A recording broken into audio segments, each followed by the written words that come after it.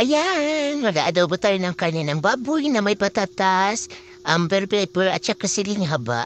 So ayan, guys, iwa-iwain lang natin yan. Ang karne ng baboy.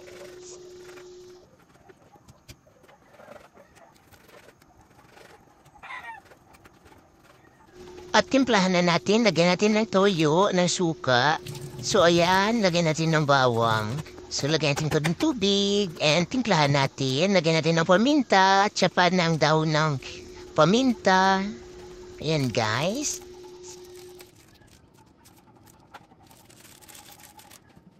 At ayan, hiniwa ko na nga ang bell pepper guys. Ang sarap ng bell pepper guys sa adobo.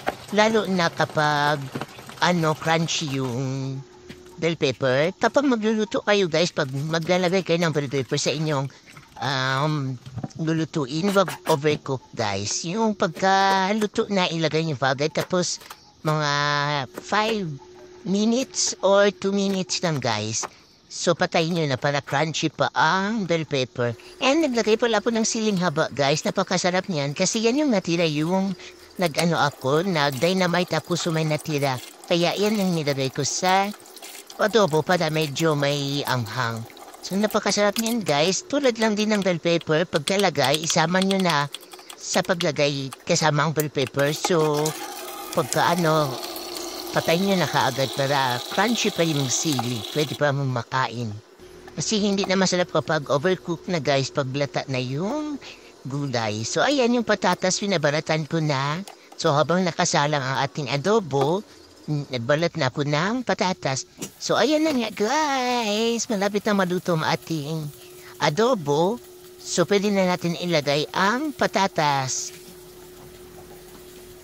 So ayan, ilalagay ko ng patatas guys. Hayaan ko lang yan dyan hanggang sa maluto ang patatas at maluto na gusto ang karne ng baboy.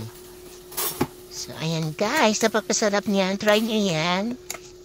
So kapag nag-adobo pala ako guys, hindi masabaw. Yung konti lang yung sabaw. Kasi hindi kasi, ang iba kasi gusto nila ng masabaw. Ay ako, gusto ko yung tamang-tama lang. Hindi naman tuyo talaga. Yung may konting sabaw lang. So, ayan, nilagyan na natin ang bell pepper at saka ang siling haba.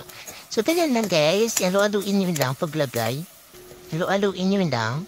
So, ayan. Gusto ko kasi talaga crunchy. Ayan guys, ready to serve na. Kainan na.